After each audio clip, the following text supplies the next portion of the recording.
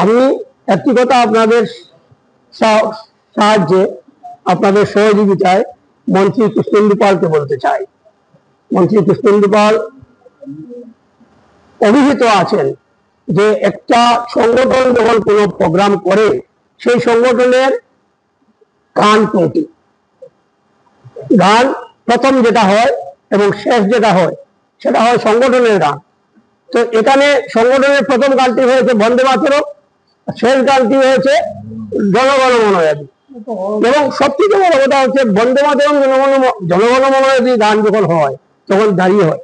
এই গানটি আমি লক্ষ্য করলাম যখন পরিবেশন করেন সেবাদলের এক বক্তা, এক কর্মী, উনি যখন এই গানটি পরিবেশন, গানের একটি কলি বলেছেন, প্রাসঙ্গিক ভাবে বলেছেন, এবং যখন বলেন তখন উনি শুধু দাঁড়িয়েছিলেন আর সবাই বসা ছিল। সুতরাং এটা কোনো দেশের রাষ্ট্রীয় সঙ্গীত হিসাবে পরিবেশিত হয় না। এই কথাটা বুঝতে আমাদের মন্ত্রী কৃষ্ণেন্দু পালের অসুবিধা হচ্ছে। এই কথাটা অনুধাবন করা দরকার যে এটা প্রাসঙ্গিক। প্রাসঙ্গিকভাবে এক বক্তা গীতার শ্লোক আনতে পারে, প্রাসঙ্গিকভাবে এক বক্তা বেদের শ্লোক আনতে পারে, কোরআনের শ্লোক আনতে পারে। এই বক্তার প্রাসঙ্গিকতা নিয়ে একটা সংগঠনের রাষ্ট্রদ্রোহিতাকে টানা যায় না, এবং গানকে এইভাবে অবমূল্যায়ন করা যায় না। রবীন্দ্রনাথের গানকে আমরা ছেড়ে দেবো? রবীন্দ্রনাথ 1905-এ লিখেছেন, আর বাংলাদেশে 1971-এ গান আগে বাংলাদেশ পরে, সেই গানকে কি আমরা ছেড়ে দেবো? আমি মন্ত্রী কৃষ্ণেন্দু পালকে বলছি, আমি রোজ দিন এই গান গাইব। বাংলাকে ভালোবাসার গান। রবীন্দ্রনাথ যখন এই গান লিখেছেন তখন বাংলা বৃহত্তর বাংলা ছিল, সেই বাংলা থেকে একটা অংশ বেরিয়ে গেছে। তারা যদি রবীন্দ্রনাথকে সম্মান দিয়ে সেই গানকে তাদের ন্যাশনাল সং করে থাকে, তাহলে আমরা এই গান তো রবীন্দ্রনাথের পুঁথি থেকে আমরা বাদ দেইনি, রবীন্দ্রনাথের গান হিসাবে এই গানকে আমরা রিজেক্ট করিনি। এই গান কেন আমরা গাইব না? এই গান পুরো গানটাই যদি গায়, অপরাধটা কোথায়? উনি তো গান গাননি, গানের একটি শ্লোক ওনার বক্তব্যের প্রাসঙ্গিক কথাকে মূলকভাবে তুলে ধরেছেন।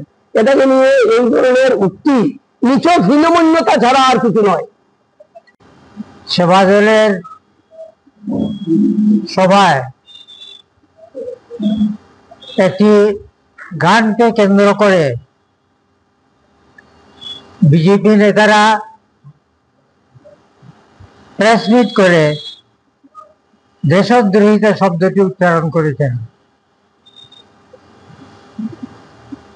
দেশদ্রোহিতা, দেশপ্রেম, এই শব্দবন্ধ দুটির শব্দার্থই বদলে দিতে চাইছে বিজেপি এবং তার দলের নেতারা। আজকে আমাদেরকে দেশপ্রেম শিখতে হয় তাদের কাছ থেকে যারা একদিন ভারতীয় জাতীয় মুক্তি আন্দোলনের বিরোধিতা করেছিল। দুর্ভাগ্য আমাদের, তারাই আজ আমাদের দেশপ্রেমের শিক্ষা দিতে চাইছে। সরকারের বিরুদ্ধে বলা, দেশের বিরোধী দলগুলি যখন সরকারের বিরুদ্ধে বলে তখন ওরা বলেন যে এটা দেশের বিরুদ্ধে বলা। অথচ আমরা জানি সরকারের সমালোচনা করাই, গঠনমূলক সমালোচনা করাই বিরোধী দলের প্রধান লক্ষ্য, গঠনমূলক সমালোচনা করা।